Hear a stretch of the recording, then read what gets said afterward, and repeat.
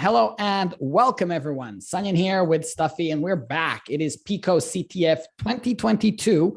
And today we're going to be doing a bunch of forensics challenges. Now, this is what we say before we start every time. Please try every challenge yourself first. It really defeats the purpose seeing a walkthrough without having tried one. And we don't mean just have a look at it. Like, yeah, don't be afraid to be stuck on it. Go down some dead alleys. I mean, that's going to be the conversation that we're going to have and things that we've tried that didn't work. And finally, if you've solved it, brilliant. Come back, get multiple perspectives on each solution. That's what we try to do. And please let us know in the comments for any of these if you've solved it very differently. Like that's really like one of the most interesting things that comes out of going through walkthrough videos and write-ups. Okay, so shall we get started? All right, so here I am. It's my forensics folder, and today I'm going to be doing I'll be doing 4 challenges. That's as far as I was able to solve in a couple hours. And then Stuffy will take over and show you guys how to do the rest. So the very first one was called Enhance. Dun, dun, dun, dun, enhance. And what they have for you is this image. And I mean, if you were to download it and open it, that's what you get. And my first impression was like, oh, look, maybe there's a tiny contrast in here. Maybe there's going to be PicoCTF written all around. And I went to all kinds of image sites, and most image sites do not allow SVGs. And then I looked up what SVGs are, and I mean, they're actually, you know, highly compressed images based on rules. Mm-hmm. And then I just thought, all right, why don't I wget this thing? See, I had the opposite, well, not the opposite. I had a totally different thought process when I started it. I thought 100% it's just steganography. I thought they just hit it in the binary. We can just easily stego it, boom, done. But it did not. And then I just went for grepping it. So grep, what's the name of this thing? Drawing and look for, wait, is it? No, you look for the grep Pico in drawing, right? Mm-hmm. And then nothing turned up. Then I tried to cat it. And like these weird, like the only place you see spaces are here, right? Mm-hmm. And then I'm like, oh man, brackets, spaces. And I'm looking at PICO, yeah, CTF. And then that was there.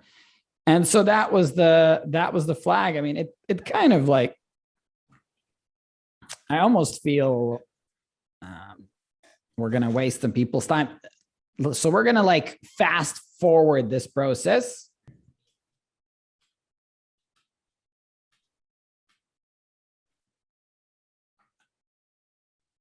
Yeah, it says, what's it say? Enhanced something. Okay. Enhanced, submit flag, incorrect. And what am I missing? Miss? 3 enhanced. Enhanced underneath? No. AAB79, double D. It may need the spaces. No, it doesn't. Okay. I didn't submit this one, so 3 enhanced. Actually.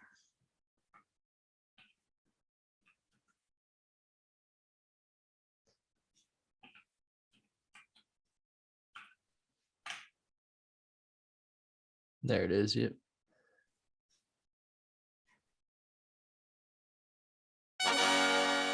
Hooray. All right. Perfect. Okay. Next challenge. Looky here.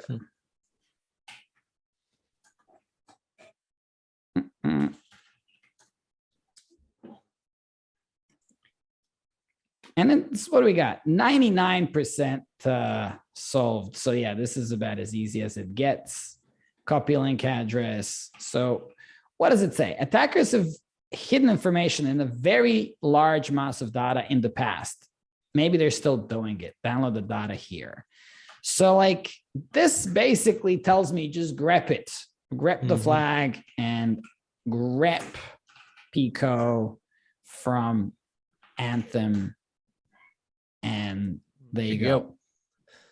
A lot of people, especially when starting out, ask me, like, one of the big questions I get is like, so a CTF, right? You know exactly what you're looking for. So like in this situation, if they were hiding large amounts of, or hiding data, in large amounts of data like this, then like, what would you search for? Because you don't know what you don't know, there's no flag. But what you're looking for typically is you would create something that like a script that looks for strings that are in the same format as like social security numbers or credit card numbers. You could look for password, you could look for username, you could look for admin. Those type of things are what you're looking for. And it's very easy to, with Python, for instance, just write a little function that pattern matches emails, that pattern matches, like you said, social security numbers. In Australia, we got similar things, but not exactly that. But I'm sure there's a certain number of digits, right? Yep. That is. So that, like, I imagine, and I'll tell you what, I don't know for a fact, but I bet you that there is pre-written software and scripts that actually extract all of this out of 100%. There's specific scripts that will, if you get a hold of someone's Outlook, there's scripts that will search their entire email, everything they've ever done, specifically for those patterns and things like that. So yeah, those tools are all in existence. They're all out there. O365, when you use the enterprise version, you can set rules to filter out that type of information. So there's a lot of tools already out there designed to look for patterns. And probably, like, from what you said, there's probably tools designed to sort of scrape, obfuscate, and get that data off the storage as well. Absolutely. Cool. Redaction gone wrong. Okay, redaction. Man, this was I love this one. I really did.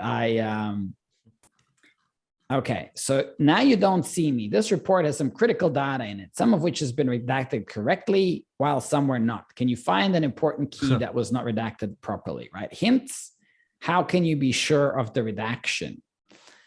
I didn't take the hint. This was the funniest thing with this one is, I'll open the file, right? So if we go here, we'll save it, we'll open it, right? So that's what you get. You get this financial report.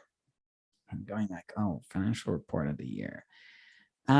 So the thing is, it's kind of written if you read the bloody report. But what I ended up doing was I ended up, trying to investigate file. What was this financial report? PDF document version 1.7. Then I catted the financial report, and then you find out some stuff here. Like that, there was somewhere it's written, it was created in Word. It was a docx. So then I resaved this docx and I tried to open in docx. And then I was looking at the characters and trying to grep the flag. That didn't work. Then I tried strings out of it. And so like all of these things, and then I put the strings into output and I tried to assemble PicoCTF. I saw some brackets that were hopeful, and there was nothing. There was nothing. Until I actually went back and read the thing, just painted over in MS Word. And I'm like, oh, so I highlighted the whole thing. Copy. I could probably paste it in the terminal. Like I pasted it in Word. I probably paste it in the terminal. If I say control, I don't know. Yep. Clear. There you go. There you go. Yeah. So once you get a lot of experience with CTFs and things like that, when you see one that's I guess, this easy in the sense that like it's 100 points. It's one of the first ones in the thing. I pretty much knew right away what it was, only because number one, when I opened it on my computer, it opened in a text editor, so I could just see that. And I noticed when I highlighted them that the highlight was still highlighting behind it, like you could see it almost when I'm dragging it. Right. And so I was like, okay, well, they just covered it, and so yeah. And then I just did the same thing. I pasted it in the terminal, but yeah, typically if you do like strings or grep or something and it's got all that encoded data and you're like, if this was a actual CTF, I would definitely dive down that rabbit hole. But because I knew it was going to be easy, I knew they're not going to make it that complex. Right. Yeah. Nah, that one was, I guess there's the novelty. And then when you figure it out, like I felt so good, but that's sort of the how do I put it? The dopamine hit of the novelty, because you've seen that a dozen times probably. And I can tell you, I've seen that exact example in real life, in real scenarios. Wow. I've seen a lot of people that just don't realize that they're just covering the data. It's still there. They think they're just, as long as I black it out, it's good. And they don't realize that it's still there. You're just putting something over top of it. Wow. All right. Packets primer. So this one, I solved this very, very quickly. But then I was sort of pissed off that I don't really understand it. So it says, download the packet capture file, use packet analysis software to find the flag, right? Well, the hack that I didn't.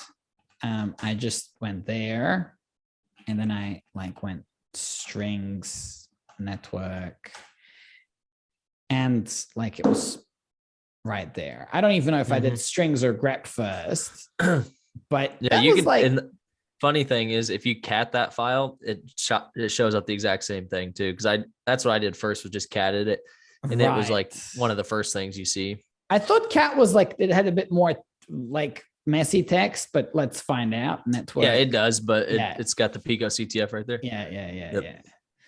So it was sort of.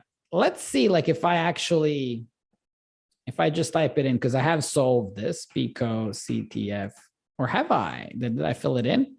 If I say P4 packet Shark. Is that the one with 37? Where is this? Yep, that's it right there. Yeah. Submit. Boom. So now you're going to take over in a minute. I mean, it has Wireshark. It has Wireshark, and then what was the code packet? Then just the file. What was the name? Network something. Yep. And so, can you talk us through the maybe better on your computer, but just give me an overview, because you're going to do the next one. Yeah. So this was pretty easy. So you can see instantly that obviously it's a very small packet capture. There's one request. So you see that you have the TCP handshake. So you have SYN, SYNAC, ACK. So obviously it's going to be after that. So the next one after that is the push, which means they're sending them data. So I go to the push flag, which is right there in the middle, the PSH ACK flag. PSH. It's on the right. You're going to see it on the right where the SYN, SYNAC, ACK, all those are. Okay. So go to the PSH one. But wait, up. SYN, ACK. Right below that. Right. So that's a push flag, meaning they're pushing data to them. Right. You can obviously see the flag in there, down at the bottom. And you can see the data. This is some kind of I'm sure it's gonna. This but is what X. Is it hex? Is it base 64? Yeah, it's hex, I believe. So but you don't have to even decode it. It's sitting there and plain text. And actually, I'll just quickly, I'm curious. Oh, and then I can show you another way too. I can show you in Wireshark a way to get just the text, so you're not messing with all the extra data. Let me see if I can. Sorry, 1 second, because I was looking at this, and I found a way to copy the value, and when we decode it, That's the value. And we're going to do some magic on it. And that's there it is. And it says that this was valid UTF-8. But what's the encoding? Oh, from base 64 to hex from hex dump. Yep. All right. Cool. Sorry, I interrupted you in explaining. No, you're fine. Wireshark. So yeah, if you want to go back to Wireshark, so one way you can do this, like, so one we're going to do here in a little bit, when you're pulling out, like you're trying to follow a stream, meaning like someone's sending a connection back and forth, they're sending data, you can go to that push and you can right click it. So since this is the first one, let's say you're watching them do a lot, and you can go down to follow TCP stream. Yep, TCP stream, and you'll see it's going to pop up and it's going to give you that's the only thing, just what they're sending. Yep. So that's one way to follow the actual data as if you were watching it come in live. Right. Well, I look forward to you taking over, but this is now what the first thing that I would have done. Just honestly, by mucking around with Wireshark and not knowing what I'm doing, I did stumble across the conversation in the last one, but I wasn't able to, in the next one, the Eavesdrop, I wasn't able to pull off the actual data from that conversation. Yeah. Because I guess when you're sending files over Wireshark, the actual, like, it isn't as neat as there's an email attachment. There is literally a beginning and an end of a file. I could see that where roughly it was. Yeah. So they obviously really help you out in these, in my opinion, by giving you very small packets. Right. Like I've done a lot of, I've done Net Wars a few times. Net Wars is a forensic competition typically, from SANS, and like basically they're going to give you packet capture, or they'll give you like 10 of them, and they all are, I mean, you're looking at hours of network traffic, which is, thousands and thousands and thousands of packets sent. So when that happens, you have to know how to like write a for loop and then go through each one individually, or something like that, where you're looking for specific strings, that type of thing. So you have to kind of understand the different streams and things that you're looking for, because you can see the filter up there that it applied for you when you did the follow is TCP stream equals 0.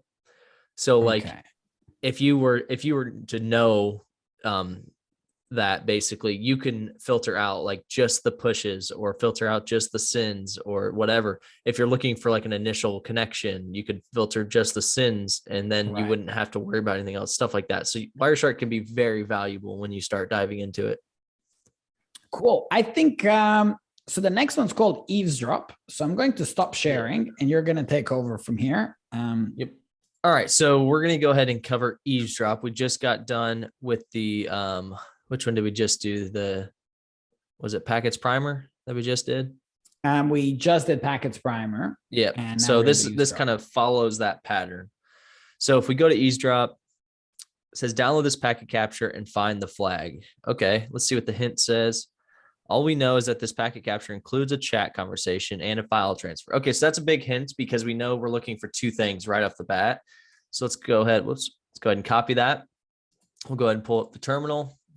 And I should have already created one. Yep. So, and there's our PCAP file. So Wireshark, and then we'll just say capture. All right. So this one, if you can tell, it's a little bit bigger than our last one, right? There's a lot going on here. But we don't really care about that, because we know there's two streams that we're looking for basically.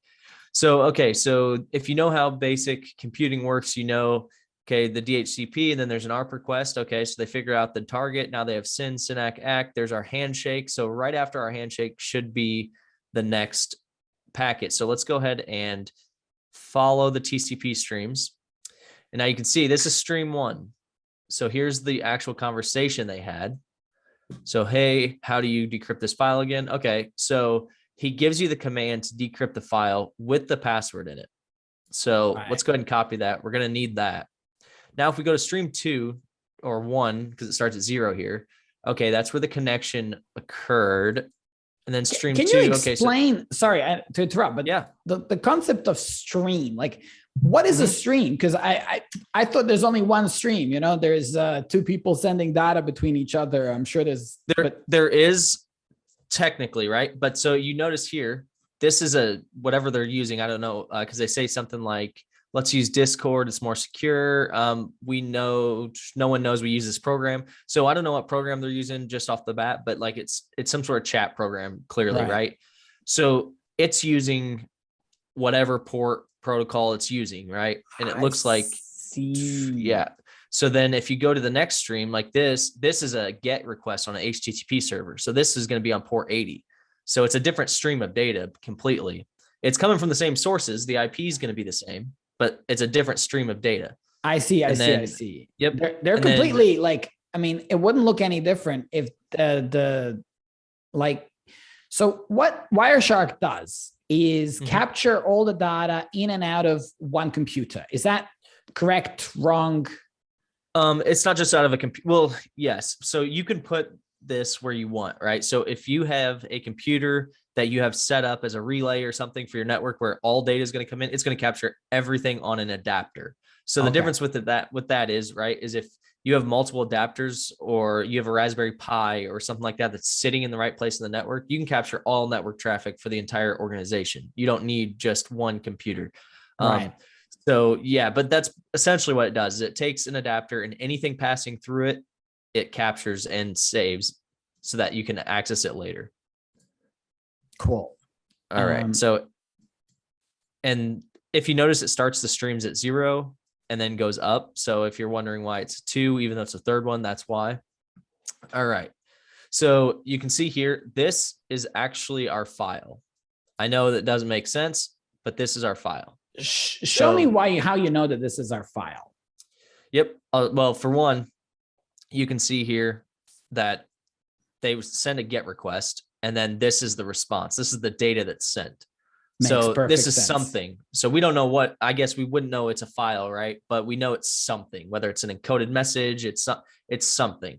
So we know that. So first thing I got to do is I got to just paste this so that I have that here in a sec. So we can go ahead and then I'll go ahead and copy this because we know we need this, but we need the actual raw data. I just have this so that I can use it later if need be.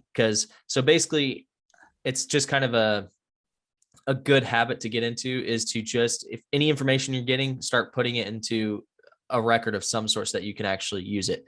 But we need the actual raw data. So we need to change it down here because it's in ASCII right now. We need to change it to raw. And this is where we're going to get the encoding, right? So now we'll copy that. And then again, this is just my habit is I always say anything that I think is useful, I keep just in case, because if I exit this or something like that, I don't want to have to try and redo the whole thing, right? So now over here, all we have to do is then just go, give me this. We can go ahead and probably exit this. Yep. So then we'll get our actual terminal back. All right. So since we have that raw data, we'll go ahead and start a new one and paste. Didn't save it. And that's why I save it.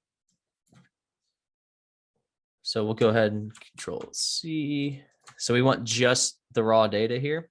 And then we'll save it and we'll put it in our Pico. What was this? Eavesdrop.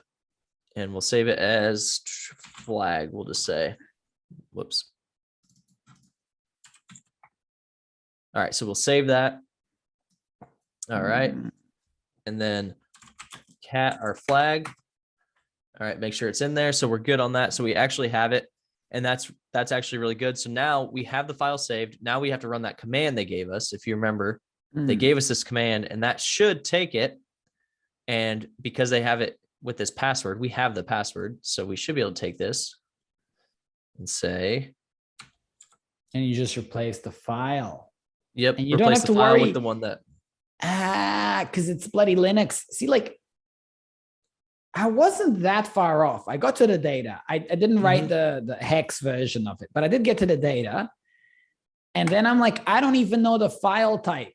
There we go. Bad magic number. Bad magic number. Let's see, I might have, because you're calling it file.txt though. I'm not sure. Did we call it? Output file is no, file. That's the output. Yeah. So it'll still. I'll show you. It should still. Yeah. So we'll remove it because I'm sure it's got nothing in it right now. But so it'll still output. Yeah. So it's got nothing in it, but it gave us an error, but it's still output. So we'll go ahead and we'll say remove file.txt. Go back, and then we'll compare it to the actual command because it gave me some weird, when I was pasting it, it was adding stuff. So let's make sure we have it right. All right, so OpenSSL, des3, techd, salt, in file.des3. So we probably will, let's see, out file.txt. Is it the extension? Could it be the extension file? That's what I was going to say. We might change the extension to des3 because that's what it's expecting. So now we'll just go move flag to flag.des3, and then we have to change the command as well to flag.des3, and we'll see if it'll take that. And it still gave us the bad magic number. Show us the super secret password -K. Where's your right.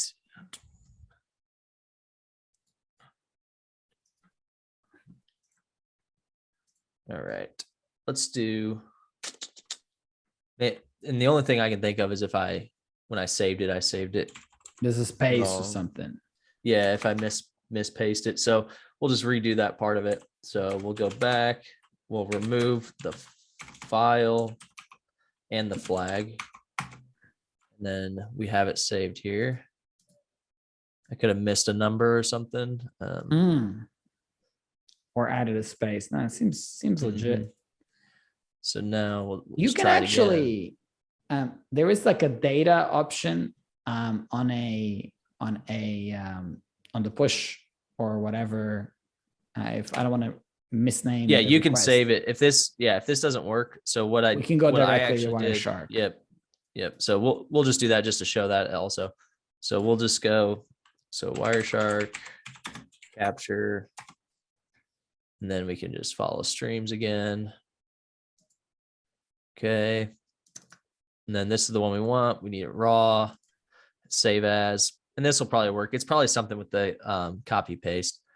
So we'll name it flag.des3 just so that we follow the suit that they're looking for. Okay, well, that's saved. And then we have to open a new terminal because Wireshark's open in that one. And we can say, we can go back to here and get our super secret code here.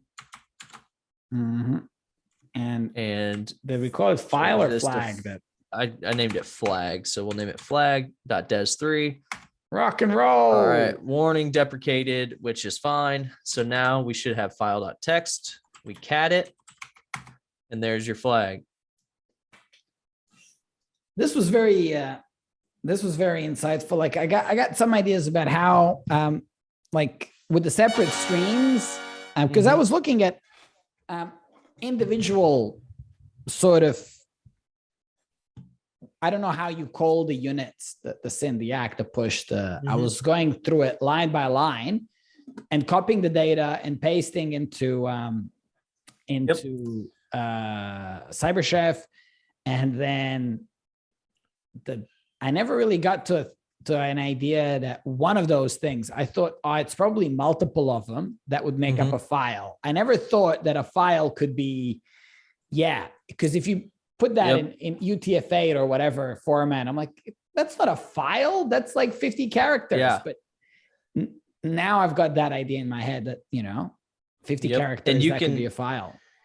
And so just to give you guys like real world scenarios, this has happened. I've used this 100 times to where someone, we think an attack happens, right? Let's say if you're an analyst or something like that, and you think an attack is happening, well, you can go back and usually you're going to have logs of it and things like that.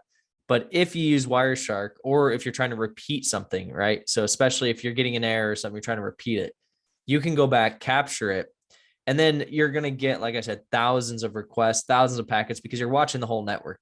And you can specifically filter out like your IP address as the source. So then it's only the requests that you send. And then you can start to see, like you said, you're going to see those texts in there and be like, okay, well, that's me sending the file.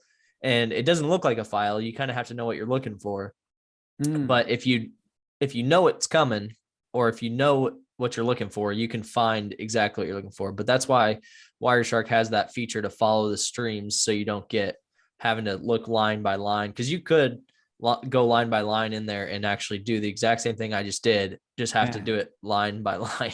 I was doing it line by line, and I did get to the actual file. I just was just didn't realize that a file could be one. I was assuming there's probably multiple, like, file is too big to be sent in a packet. And that's usually why they have you, or why they give you the option to follow a stream, because there might be 1,000 packets in that one, conversation, as you will, if you will.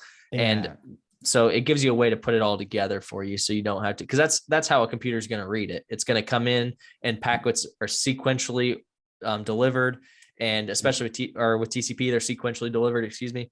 And then it's going to put them all back together the way that it should. All right. I think I'm more confident to have a go at a Wireshark challenge in the near future. Yeah. So we're going to do the file types. That's one that I sort of stumbled on a little bit. This one's just annoying. There is no. I did actually see someone solve it, and it seemed like Matryoshka dolls. That's all it is. So I did look up after I did it. I'm like, either I just wasted a lot of my time, or there's an easier way to do this. And there are people that I think found a way around it, but I don't want to do that just because this isn't the point. The point is to do it the way they want. So at least for this one. So, all right. So let's go ahead and get out of this directory and file types. All right. So you see there's nothing in here. There's going to be a bunch of files in here when we're done. So we'll go ahead and pull up file types. This file was found among some files marked confidential, but my PDF reader cannot read it. Maybe yours can. All right, let's look at the hint.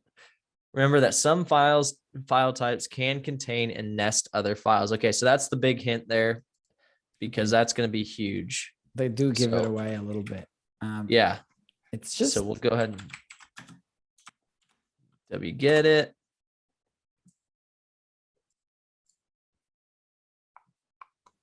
I've seen one walkthrough, and it just seemed impossible. Like the guy went and installed like 5 different libraries to unzip this thing. It depends on what your operating system is and what flavor of Linux. So like Kali, I use Parrot. Parrot pretty much comes with most stuff that people are going to use. So I think I only had to download one tool. But I think Kali might be the same. Yeah, Kali's very similar. So. Oh, he used Kali, you said? I think he used Kali. I'm assuming if you use the web shell they gave you, it would have them. I would assume that, only because why would they give you it if it doesn't have the tools that you need? To be honest, the one I saw, he sort of did it in folders, a lot of it. So he might have might have been installing the sort of GUI version of each tool that wasn't necessarily there. But it was fun to look at, because it was like he takes it out of the one folder and then out of the next one and then out of the next one. Okay, so he had I'm not going to use the GUI version. So it's kind of annoying. But all right, so first thing we do here, let's go ahead and cat it. I just want to see what's in it. All right, and you can see, okay, here we go. So you can see right here, you're getting the code, or that it needs to be UU decoded. You can tell that, they pretty much give it away there. And this is going to be a theme that you follow, and you'll see what I mean by that. So it looks like, oh, here we go. We get some more information. Actually, this is a shell archive. Okay. So we know that we need, let's see, to extract the files from this archive, save it to some file, remove everything, then type shell file. Okay. So they gave us what type of file it is. It's a shell archive, perfect. And then you can see in there right here, begin flag and UU decode. So that's pretty easy because that tells us that, all right, so we just need to basically UU decode this, and we'll go ahead and do that. So if you don't know what that is, you'll see here, it's just going to decode it. And then this is like, I don't remember the name of the dolls that you're talking about, but I know exactly what you're talking about. Right. That's pretty much what this is. So you're just going to do UU decode, and then you're just going to do the flag, which I don't remember what they named it. Yeah, flag.pdf. Okay, so UU decode and then flag.pdf. And then you see that we get another one that's now just flag, and we'll cat it flag. Okay, so then you see we have the exclamation point arch and then the flag, which tells us that it's another type of file, which is arch a type of file? It's a .ar is the extension, or the extension at the end. But yeah, so basically it's a type of compressed file. So then you got to be familiar. I mean, like, this is just kind of telling you, hey, Linux uses a dozen types of compression. Like, that's the point of the challenge. It's absolutely like, look how many different ways to compress data we got. And I will say, not just on Pico, but on some other sites, I've ran into very similar challenges before, where they want you to know how to use multiple things to, but the key here is they're giving you the type of file. It's an arch file. So I always try to tell people, like, if for me, like, when I see that, okay, even if I don't know what that is, I can Google the art, what's an arch file, and it's going to tell me. And then I can say, okay, how do I unzip an arch file? And I'll get these same commands. So it's not like you have to have these memorized. So cool. AR is just the name of the command, and this is just going to, and then X for extract. And then you can see, well, first thing I totally forgot is, because it's an arch file, we have to, and it's not actually specified here, we have to actually, move it. So to add that extension so that it knows what to do with it. So flag.ar, where as Windows, most people are used to Windows, where it'll tell what type of file it is and add that extension for you. Like if you make a Word document, it's not, you don't have to type .doc or .txt at the end. It'll add that to, or Linux does not do that. So unless you specify it. So now we can go ahead and say AR-X, which is your extract, and then flag.ar. All right. And then you see that now we have another flag. So now let's cat it and take a look. Okay, so now we've got a totally different one here. And it doesn't tell us up front. Yeah, so it doesn't tell us here. So this is where you're going to use file, which just tells you what type of file you're dealing with. And okay, so we have another type of archive. So now we just have to know. And again, a quick Google search will tell us how to extract these. So now we just have to use CPIO, which is a tool that will. Do we have to rename it? This one, yeah, we'll have to name it IO, I think. Yeah, CPIO at the end. So again, flag.cpio, and then use the tool CPIO. And like I said, Parrot came with a lot of these. I didn't have to download very many, but if you guys do have a different type of flavor of Linux and it doesn't have a lot of these tools, a lot of them are pretty easy. Some of them are actually a suite of tools so that you can just pull them all in, but they're all, the good thing is, if you know how Linux works, they're all on the Linux repo. That means you don't have to do anything crazy to go get them. I think there was one that might've been on GitHub, but the rest were all in the Linux repo. I checked. So you don't have to do anything crazy to get them, just app install. All right. So then, and it's TAC IDV. And if you actually go through, I went through and actually did the man page and looked at it. You basically, you can follow or go look at that man page also. It's just going to give you the same thing, that basically this is how you extract it. And if you want to look at it, that's fine. But for the sake of time, I'll save you, because we've got to do this quite a few times still. All right. So then the IDE, and we named it flag.cpio. Okay, flag 2 blocks. now we have flag again. All right, so it doesn't look like we can tell right off the bat again. So we do file, flag. Okay, now we got a bzip too, which you guys, if you guys have worked with Linux, you'll probably a little bit more familiar with bzip and gzip and all them, because those are a little bit more common. So now we've got to change that flag again to flag.bz2, which is bzip2.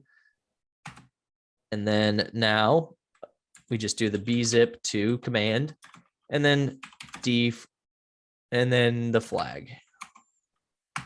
Okay, and then we have flag again. So cat it again. All right, so it looks like it's not going to tell us again. I think file's the way to go. It is, yeah. So some of them will have it actually in there, but I think once you start getting further along, they stop doing it. So, all right, so now it's a gzip file, which again, if you're familiar with Linux, you know gzip's fairly common. So we have to, again, move it flag to flag.gz, which is gzip. And then we can just use gzip tech d flag. Okay, and we have the flag again, of course. And again, file, flag, and it's an lzip. So they did give us the hint there, the lzip. So if you would have read it, you would have gotten it. But so again, we have to go ahead and move it to name it .lzip. Move flag to flag.lzip. And then we're just going to use lzip -d flag.lzip. And okay, so this is where you got to pay a little bit of attention, because if you just get in a rhythm of doing this, you're going to notice it changes the output. Lzip did. So they named it flag lzip.out. So cat.lzip.out. All right, and it looks like, let's go ahead and hit file on it, and it's flag.lzip.out. Okay, so now it's LZ4 compressed data. So again, here we go. So now we'll go ahead and we'll change it from the flag.lzip.out. And if you want to do, you could save yourself some time by just naming it flag again, and then .lzip, and we can use the same thing to go ahead and decrypt it. All right, so lzip and the -d again, flag.lzip, or did we name it lzip, or was it lz4? Lzip, you named it, I'm pretty sure. Okay, yeah. I Previous named it the line? same as the last one, so yeah. So we'll need to name it, I apologize, not lzip, that was the last one. We need to name it LZ4, which is what it is. LZ4 flag that. So we'll just name it flag.lz4. All right. And then from here, we just use LZ4-D and flag.lz4. All right. And decoded. Now we hit it. Cat flag. All right. We're still going. So now file, flag. Okay. Now it's another compressed file. Yep. Did we do LZMA already? I mean, I have a feeling we. I feel like there was one. Maybe we did one. Yeah. So it went back full circle. So now we just move it again, flag, and we move it to flag.lzma. All right. Now we just use LZMA-D and flag.lzma. And there's the flag. Let's see if we got it yet. We don't have it yet. So we hit file and we do flag. And now it's an LZOP compressed file. So now we have to go ahead and move it again, flag, and we'll name it flag. And it's an LZOP. So we'll just name it flag.lzo for the extension. By the way, I just see through the thing. It's 13% liked. I'm one of I'm one of the 87%. Yeah, I'm with you, because once you figured it out 3 times, you probably got it figured out, right? You don't need to keep doing this, but why 8 layers? 3, yeah, you're right. 3 would have been enough. 3 would have been enough. Yeah. So now we get to use lzip-d flag dot, or no, we already did. All right, I lost where I was. Let's see. File flag. It is It's currently LZO, LZOP. weren't we? We're LZOP, LZOP. Oh, okay. That's yeah. what it So is now, currently. Yep. So now we need to use LZOP, not LZIP. LZIP's the next one. So now LZOP deflag dot. All right. And since I kind of gave it away, we'll just do file flag. Is it an output? Let's see, just flag. Okay, so now it's LZIP. So we move it flag to flag.lzip. All right, now we use LZIP, -d, flag.lzip.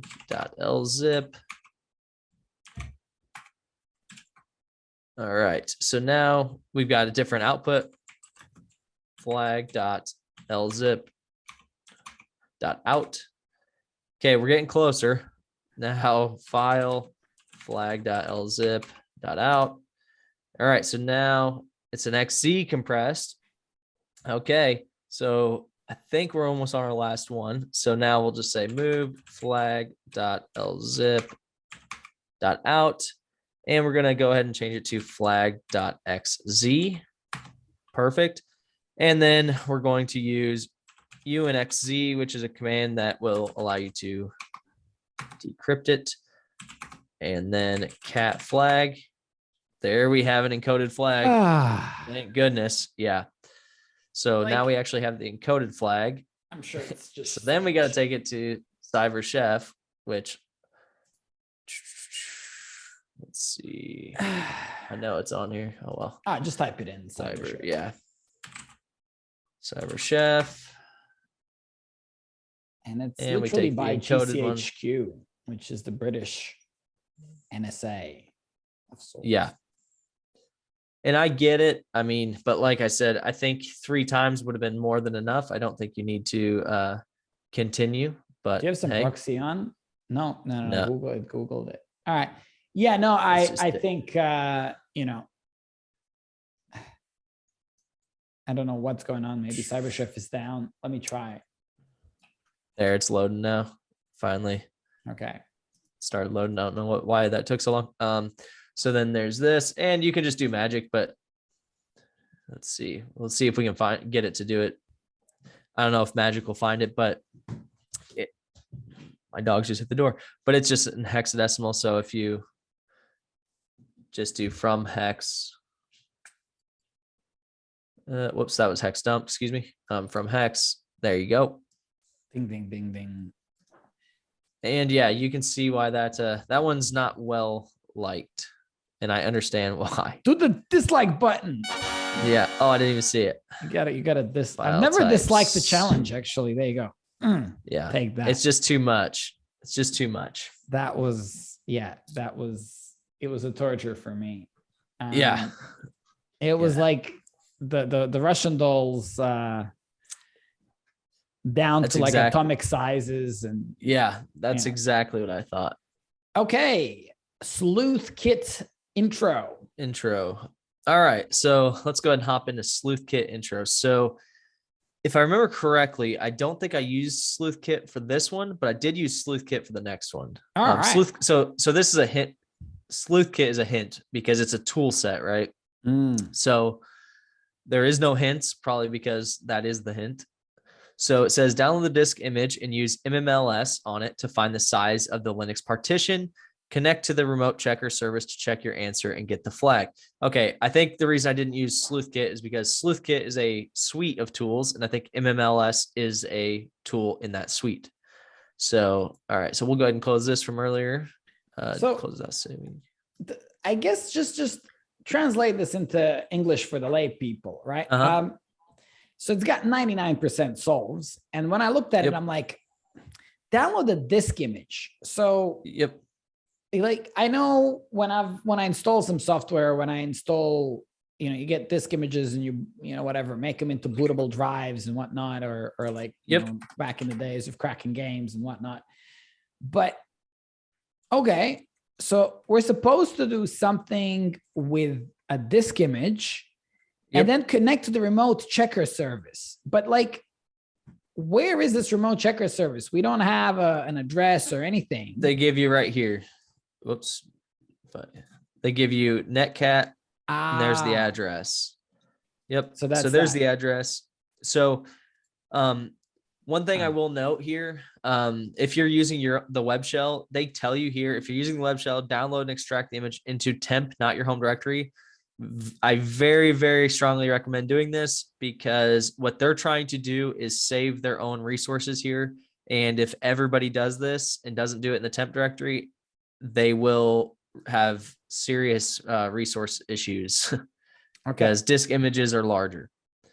So, all right. So what a disk image is just a copy of an operating system in a hard drive, right? So whether or not it's fresh, meaning like you said, where you're used to having it where you can put it on a flash drive. Now you can boot from a flash drive. That's a fresh install, so there's nothing been done to it. Okay. But like for forensic standard, what'll happen is, let's say you're a police officer and a crime was committed. You go to a house, you're going to take a copy of that person's hard drive. That will be a disk image that then you can mess with and basically view without manipulating the original hard drive, because you don't want to risk accidentally deleting something or something like that. So you make a copy. All right. So here it's telling us we need to use the MMLS. And so if we just type MMLS, you see that we first thing we get is missing image name. Okay. So we know we need to add the image name right after. And I have that here. It's called disk.image. So MMLS and disk.image. And boom. So you can see it's giving us the partitions. If you guys don't know what that means, it means when you have a hard drive, it's broken up into sections, and you can partition it yourself if you want. Like, let's say you have a terabyte. You want 500 gigs to be on the C drive, 500 gigs to be on the D drive, whatever. You can partition your own hard drive. Some people do this for basically, like if you had, let's say, a terabyte external hard drive and you want to run 2 bootable operating systems, one Linux, one Windows, you can split the disk in half and they operate as 2 separate hard drives, basically. So here it says, so connect to the remote checker service to check your answer and get the flag. So we need to find the size of the Linux partition. Well, this is the one named Linux, and here's the length of it. So we know we need this length. So let's go ahead and copy that. And now let's go ahead and netcat connect, like it says, to our saturn.PicoCTF. And I'll move this up so you can see it. CTF.net 52279. And so just because they said this is a checker program, I'm assuming it's going to ask us for so what size is of the Linux partition? So if we enter this and length. Okay. Yeah. Boom. Great work. There you go. Great work. So it checks to make sure that you basically found the Linux partition that you've opened Linux partition with the MMLS program. Okay. That really wasn't, too hard. And I guess it's worthwhile just understanding the idea of a disk image. So as a consumer of games, and maybe someone who installed a couple of OSs, my only experience of disk images was for bootable, installable OSs, or even like pretend DVD drives or something that we're going to make a game. Whereas I'd say in forensics, it's mostly, some hard drives involved in an investigation, and there's a copy of that. Or maybe in IT, I would say that like they make an image that contains all the software that like a user needs. Yep. And then they make a copy of that image over and over and over again. So perfect example of how we used to push images out. And this is actually how a lot of companies, my company doesn't do this now, but a company I used to work for did. And a lot of companies have gone this route, but they'll run what's called thin clients. If you're familiar with a thin client, it's where your computer is like this big and it just sits on the desk. Well, what it's doing is all it does is it just reaches out to a image server somewhere and asks for a disk image. Well, that disk image is, like you said, it's a set of operating system software, things like that someone put on there that said, when this person reaches out, give them this image. Then their computer now pulls that image and displays that. And every time they log in, it has to reach out and pull that image again, right? So Surely it's not that actually takes like running. a 5-minute thing to install an image and then override it with another image if a different person uses it. Yep. It seems like a lot of hard drive work and shorter life of hard drives. It does, but it also saves you from having to replace individual computer hard drives anymore, because you can have them all hosted on a server, and then the hard drive for that computer is very, very small, right? Because it only has to have the bare necessities to operate. You don't have to have a full terabyte or anything like that. All right, so now we can go ahead and go into Apprentice, which is the next one we're going to do. All right, and there's the disk image for that one. So let's go look at, where is it? Sleuthkit Apprentice. So this one's actually pretty fun. This is going to be a little bit more of what you'd see in the real world as far as actual forensics. So again, it says download the disk image and find the flag. So download compressed disk image. So when you download this, and same with the previous one, it will be compressed. You just have to unzip it. It's pretty standard. And then you'll see that you have the disk image here. So I'm just curious how large this is. Okay, so it's pretty good size. That's in bytes, but it's pretty good size. So that's why they tell you not to put it anywhere but the temp directory, but that's not a big deal. So what we're gonna run, so Sleuthkit, if you guys, when you guys look for it on, when you Google it and things like that, because you're gonna need to install Sleuthkit. It's a suite of tools. One of the tools that they have is called Autopsy, and that's what we're gonna use here. And that's kind of the hint of the name Sleuthkit. So if you're using an operating system that requires sudo, just so you know, you may be running this a couple of times and be like, it's not doing anything. Because like if I run Autopsy, I'll just show you. You see how it just ends? I don't know if you noticed that, but it ends here. But it says here, if you open an HTML browser and go here, there should be a web server hosted. Well, I know there's not a web server hosted because it says right here, keep this process running. Well, it didn't keep running. So I have to sudo it, because otherwise it doesn't keep running. So, and my guess is because it doesn't have permission to. So we'll go ahead and sudo autopsy, type our password in. Okay, so now it's still running. Now it's going to maintain. So this is has a web GUI that's pretty much, it's going to run a backend web server on local host. So we'll go ahead and go to that. All right, so this is their tool. So let's go ahead and look at it. We're going to do a new case. Let's just name it.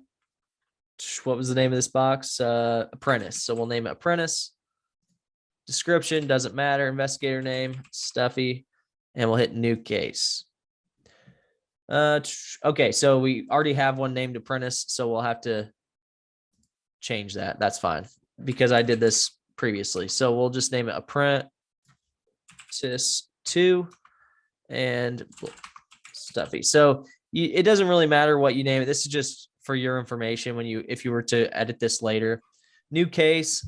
All right. So for instance, if we both had accounts here, it would tell us who's working on what at the time, right? So we'll go ahead and add host name. We'll just name it host 2, just in case there's a discrepancy. You don't have to worry about this, the time zone and things like that. This is basically if, let's say you're from Central Time Zone in America and you're from Australia, obviously. So let's say you got my image.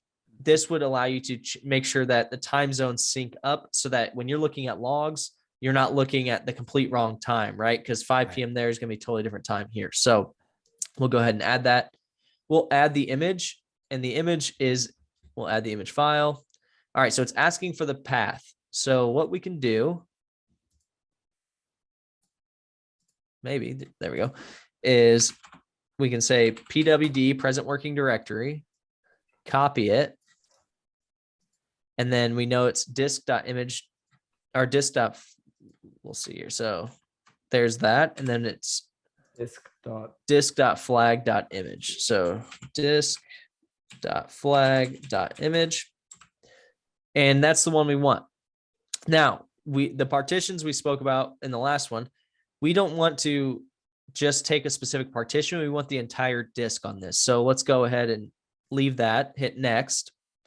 Okay, so data integrity, blah, blah, blah. So if you know the hash of your image, so basically like if someone gives you the image and says, hey, check this image out, so-and-so sent it to me.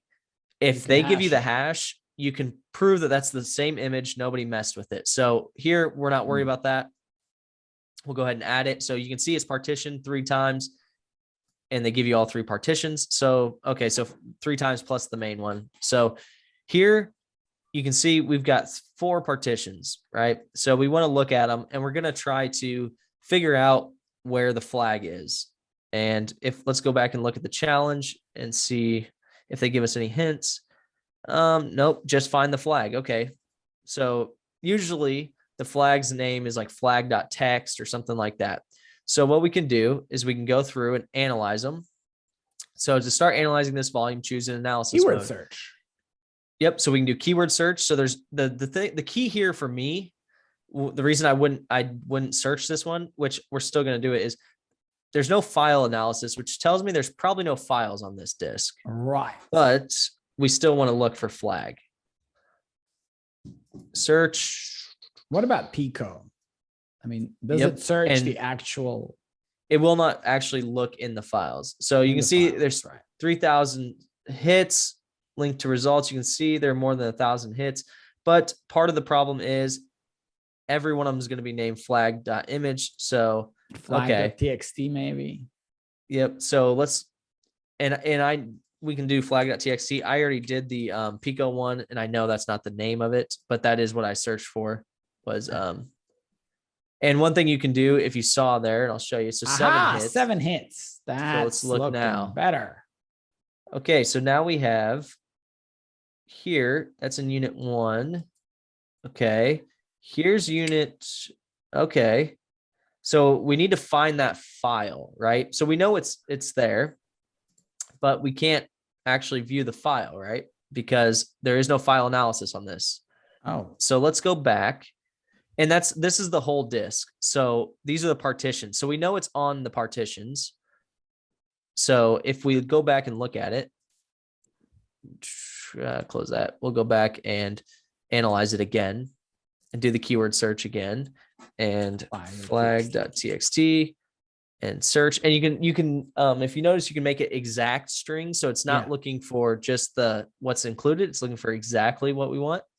But all right, so you noticed unit 7.8. Yep, unit 7.8 has one, and this is text C. So okay. Yeah, no, just that one. 532 okay. Unit. So unit 3, we can see that. Okay, so these are some things that were ran.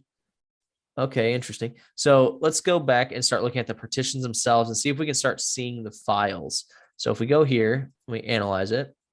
Now we have file analysis. So now we can start looking at the actual files. Okay.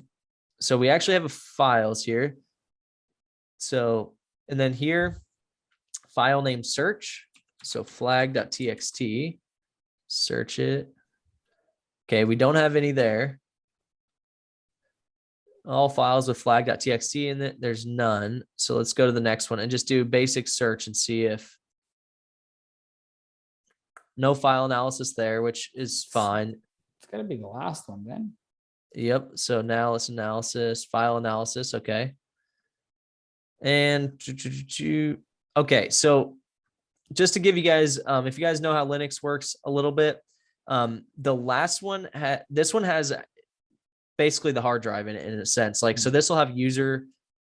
So most CTFs will have user and then whatever the user is, or the home directory will have a lot of the flags in them. I don't know if this one does, but let's look. Home. Okay, so it didn't have it there. So that's interesting. That'd be the first place I'd always check is the home directory because that's usually where they put it. So now let's look for flag again. Let's look for flag and then we'll look for flag.txt. Okay, so it's in root. Okay, so there's the flag.txt. Now here's something that's really, what I think is really cool about forensics. So you see how it's red here? That means it was deleted at one point. They think it's gone. Whoever built this thought that this was deleted. If you guys don't know how hard drives work, when you delete something, it doesn't actually delete it off the hard drive. All it does is removes the pointer so you can no longer click on it. So it will never get deleted. Let's say you have a terabyte hard drive. It'll get overwritten though. It'll get overwritten eventually. Yes. So it won't get deleted until you use up a terabyte worth of space and it overwrites. So that's how deletion works. So that's why a lot of people, when they think something's deleted, you can see here that they deleted this, we can still find it. Yep. So there's one that's deleted. Question. Let's click. If I was to defrag my hard drive, does that actually make the point, like the deleted files, corrupted? So you have to do it many times, but the only reason I say you have to do it many times is so what happens when you overwrite your hard drive with ones and zeros and things like that is there's still going to be remnants.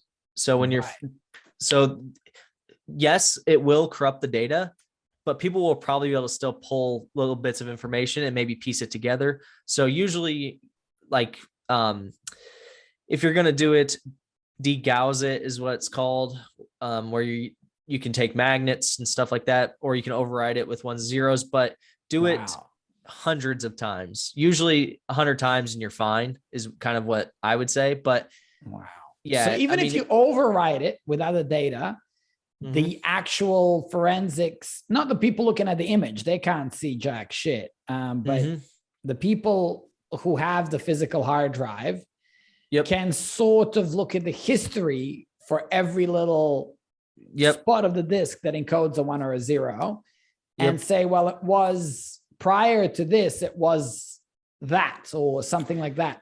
Yeah. So there'll be remnants left over where like something got overwritten, but so what's happening when you're overwriting it, even if you're trying to delete it, is you're just sending a ton of ones and zeros to it, right? Well, you're guesstimating you're overwriting it, right? You'd have to know exactly how many bits to send it to overwrite every single byte in that hard drive and stuff like that. So you're guesstimating when you're doing that.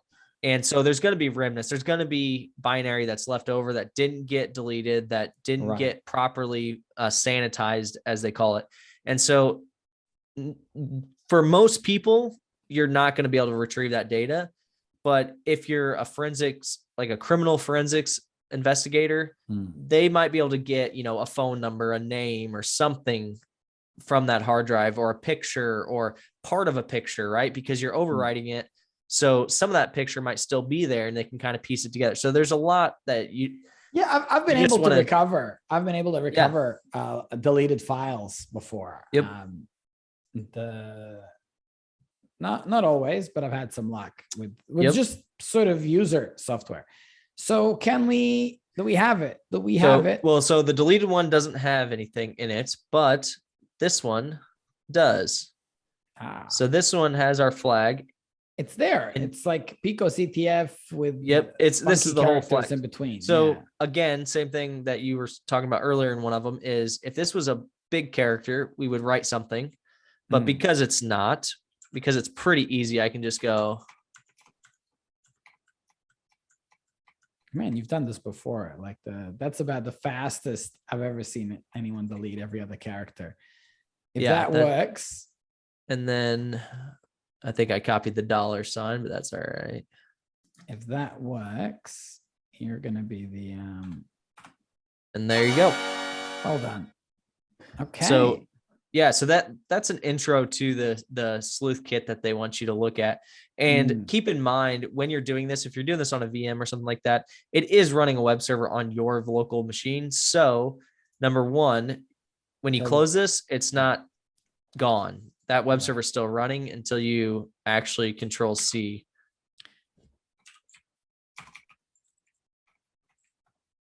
All right. Super.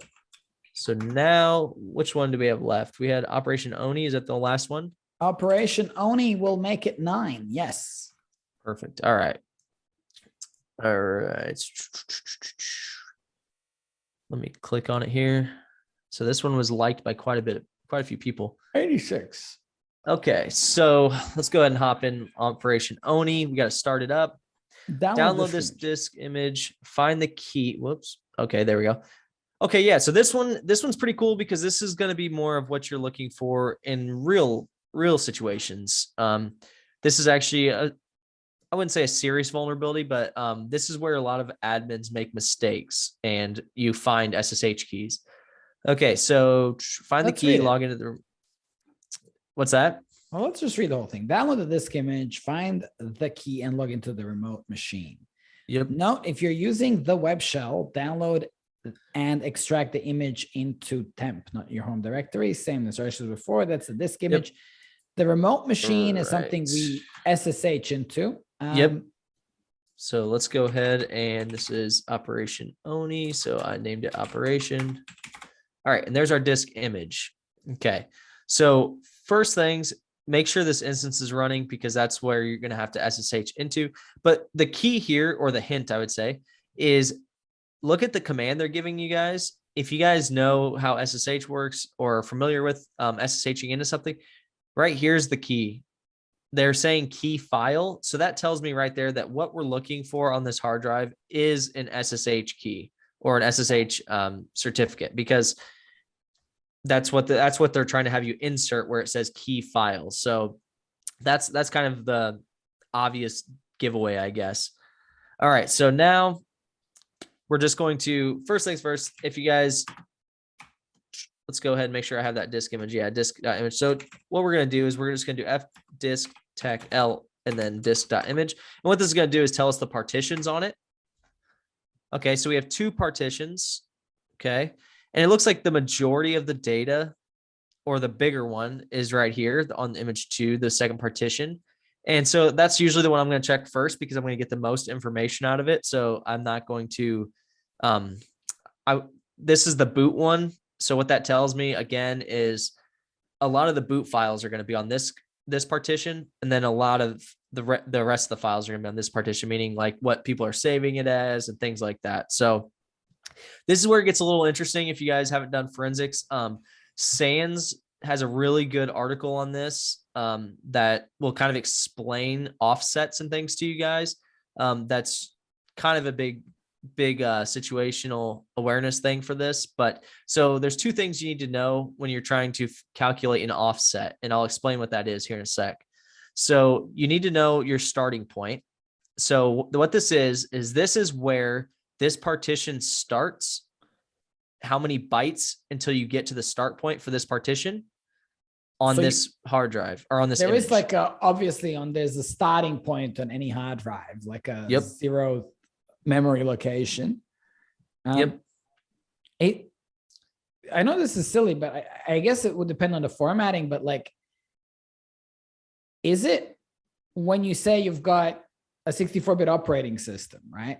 Mm-hmm. Does that have anything to do with the units of storage on drives? No, it doesn't, does it?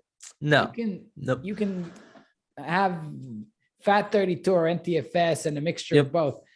So if you're looking at an image, that number, is that a location where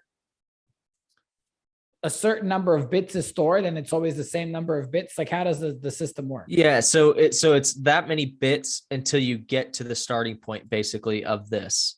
Right. So bits, not bytes. That's actually not a lot. So yeah, I'm sure this is a very small, it's a 200 megabyte total hard drive. I would, so not very big, right? So the key to this is you need the sector size. Okay. And then you need the starting. Okay. So you need the starting because that's where we're going to start, right? So we need to know where that starts. So I'm going to pull up a calculator here because we're going to need, this is going to be higher math than I can do in my head. Typically. Okay. So we'll make this smaller. It's a pretty big calculator. Okay. So we have the starting bits there, the 206,848. So 206,848. And then we have this size of the sectors in bytes. Okay. So what we have to do to calculate so what we have to do to calculate the actual offset, meaning to tell it how many bits to go to start it, to start what we want to do, which is mount the drive, which I'll show you guys here in a sec. What we're going to do is we're just going to calculate it by timesing it. So the start value, which is here, 206,000 let me make sure I got it. Yep, 206,848. And we're going to times that by 512.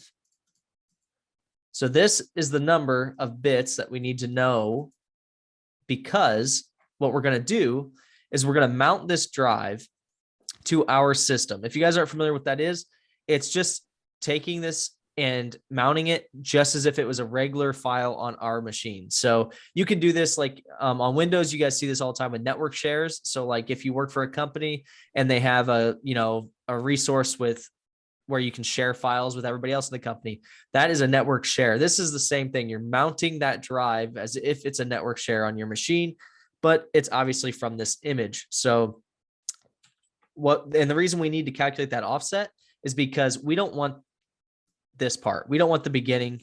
We just want the second part. So we want to mount. And the reason we chose the second part is because number one, it holds more data, so we're more likely to find more information. The other reason is this is the boot partition of the hard drive. So I don't really care about the boot settings of the machine, at least not at this point. So we're just going to do mount. And you probably don't have to add the loop feature. The loop is just so that it's kind of hard to explain, but it's a Linux feature where you can put files and loop them into other files or into the same files. So like theoretically, this Pico operation, I could mount into itself and keep just going down a directory structure over and over and over.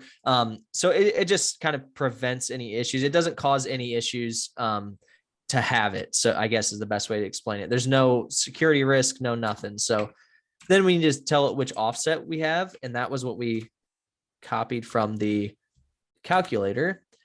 So, and then the file that we are going to do, which is disk.image. And then where do we want to mount it? So I'm just going to mount it on /mount on my computer. Offset. Are you sure we're doing the commas for the number offset? Oh yeah, you're right. 100% right. I forgot that I copied it from the calculator instead of writing it down. Good catch. All right, let's go back and do the original one because I don't want it to be mounted to that. Okay, so yeah, the commas, there's no way. Okay. Right. Yep. Good call. Okay. So now we'll just go to CD mount. And you can see now we have a totally separate file system. This isn't ours, right?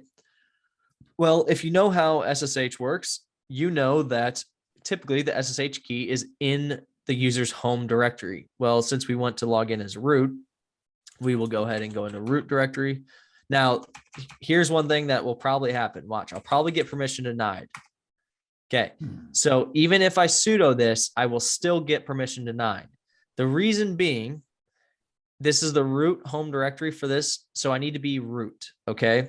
Now, this kind of doesn't make sense because on my operating system, I don't have to do that, right? Because I can sudo it, but this isn't my operating system. So I can just switch users to root, which is now it's going to read it as root. Then I can go, CD mount, and then make sure, so then CD root, and I'm in. So that's just a little weirdness. So now if you notice we hit LS, there's nothing in there. Well, SSH keys usually are hidden files. And there's our .ssh. So if we hit cd.ssh, okay, so we have two here. So that's important because one's your public key, one's your private. So we don't care about, let's go ahead and copy this. We don't care about the public key because it's public, right? So anybody can get that, not worried about that. So now we can go ahead, we can copy this to SSH in and change this key file to ID ed255, whatever. So now when we hit enter, we should log in as root to their server.